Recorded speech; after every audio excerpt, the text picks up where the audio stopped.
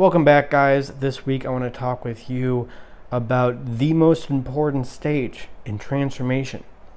If you want to change, this is the most important thing to get right. If you do not get this stage right, then almost doesn't matter what you do in anything else. If you don't get this right, then you're never going to be able to change. You're never going to transform in the way that you really want. And that stage, of course, is the belly of the whale. It is the low point in the hero's story, right after the separation, right after he goes from the conscious world of the original state to the unconscious world of the second act. Everything that he thought, everything that he knew to be true in the original state turned out to not be correct. In fact, all of his problems in the original state were just a reflection of something about him. They were just a reflection of an unconscious issue. Any money problem, any girl problem, any problem with friends, with parents, with brothers, with any family. It was all a reflection of his unconscious issue. And that is why the belly of the whale is often associated with pain. In movies, it's often that the hero gets scarred in some way. He goes downstairs into a dark bar, gets punched in the face. He has a scar for the rest of the second and third act to represent what the realization that he needed to go through to get, to submit himself to this change. And yeah, that realization is, wait, all these problems that I thought were problems in the first act turned out to not really be the problem at all. So when we really can get this stage right, when we can really accept the pain of this stage, then all the other stages of transformation will be much more natural. I see people fighting with this stage. They're kind of in this stage, they're kind of not in this stage, when they think that their situation is different. When they think that something is special about their situation. They'll say, yeah, I understand, guys will blame their ex-wife for their problems, and I understand that's not the right thing to do. Oh, of course, I understand that what is the ultimate problem isn't the ex-wife, but is our issues that are manifested in the problems of the ex-wife. Except in my situation, it's a little bit different. No, you got to understand how crazy my ex-wife is. Then you'll know that belly of the whale separation stage doesn't really apply. My situation, don't you see, is different. Now, this happens a lot with intelligent guys, because intelligent guys, they can do a lot to mess themselves up. I mean, IQ, it's like horsepower. It can get you around the track the fastest, but also can drive you into a ditch and wrapped around a tree the fastest as well. So it's very difficult to get to that place where you realize every issue in your life is a reflection of your unconscious. And this is something that CBT will never understand. It is slowly coming out, slowly and surely, that CBT doesn't work. The APA decreed intervention of choice, all the evidence-based intervention out there, all the CBT intervention, it doesn't work in the long term. And because this is what CBT doesn't understand. You come in with your presenting problem to a cognitive behavioral therapist, and they'll tell you, any licensed therapist, and we pretty much have to practice some kind of cognitive behavioral therapy, and they'll tell you, oh yeah, your problem's about fear of spiders? Yeah, well, let's just work on the fear of spiders. Your problems, your fear really isn't about the spider. Nobody's really afraid of spiders. You have a fear about something else, and it gets projected onto spiders because it's way more socially acceptable for you to go around and talk about how you're afraid of spiders. That's what millennial women do. They think it's really cute how they have these fears of spiders. When you tell me that you're afraid of spiders, all you're really saying is that you're afraid of intimacy. That's really what you're talking about. And that's why with CBT there's no real transformation, not in the long term, because they don't engage in the 17 stages of transformation that we need to go through. Now, we don't have to go through all 17, but belly of the whale, I think, is crucial. We got to get it right. When you separate from the original stage, turn yourself over to the mysterious, fantastical world of the unconscious, however painful it may be. You just have to live You have to live in it. You have to accept it. Don't keep going back to the original state. going, well, maybe it was about my ex-wife and how crazy she is, or my mother-in-law and whatever problems there, or whatever it happens to be. This is about your issue. And it's a very painful place to get to. One sign that you've really gone through the belly of the whale, that you really separated and gone through the belly of the whale in the correct way, is when you just are resigned to the fact that there's no going back. Whatever you enjoyed about the original state, and I'm sure there's a lot that you did enjoy about it, it's comfortable. The original state is always comfortable. It's what you know. But you really begin to resign yourself to the fact that there's no going back. You just can't do it. And it's a very strange, scary place to get to. And that's why a lot of people will say, yeah, okay, I'm separated. I'm going to do everything that I need to do to change.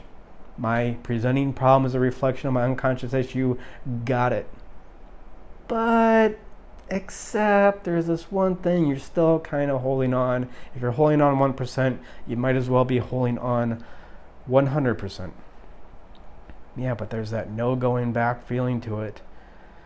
You kind of feel it in your chest, like, yeah, there's just something, it's just not going to be the same anymore. Things are not going to be the same. I guess I'm thinking about Belly of the Whale, not only because it's my favorite stage of the hero's journey, but I know that I'm going to be going through my own Belly of the Whale here very soon, because I am separating. I am in the process of separating. I am moving 3,000 miles in the next couple days, and I haven't moved in more than 7 years. I haven't lived anywhere more than 7 years since high school.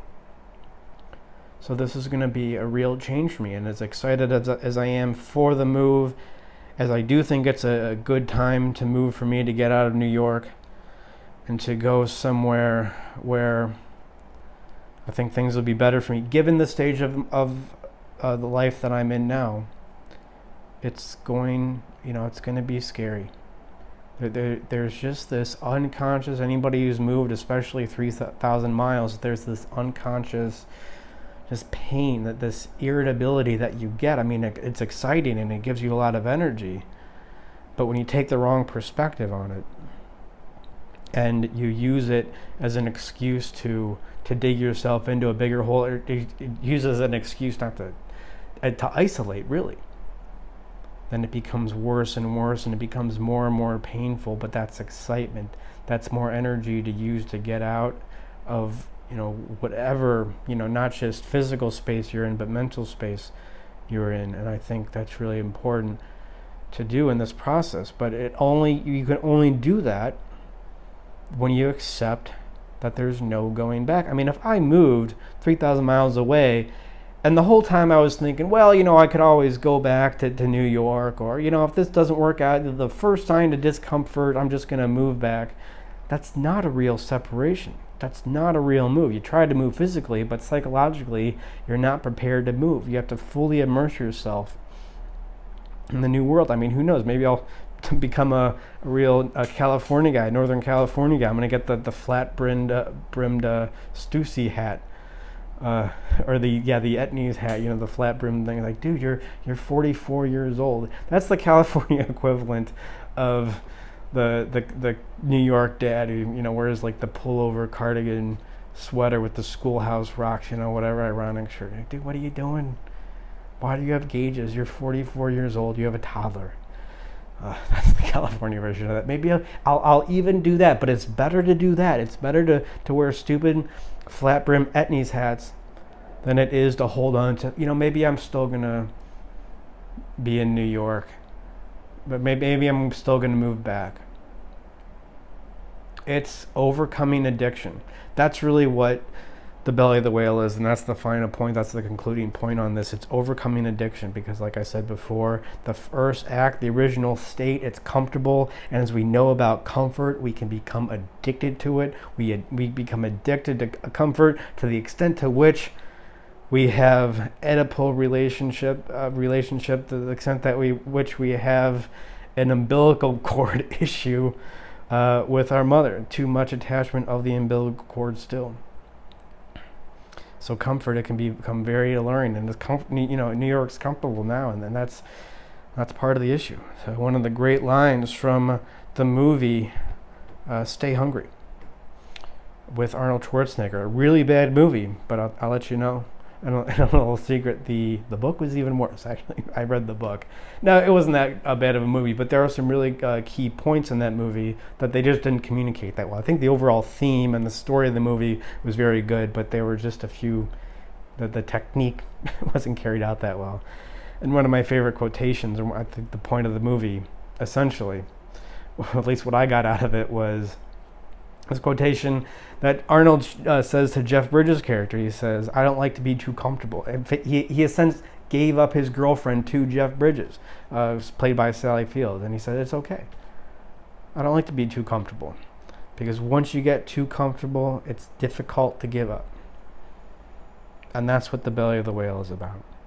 Thank you guys for watching. There won't be a video next week. Well, there won't be anything next week because I'm going to be on the road.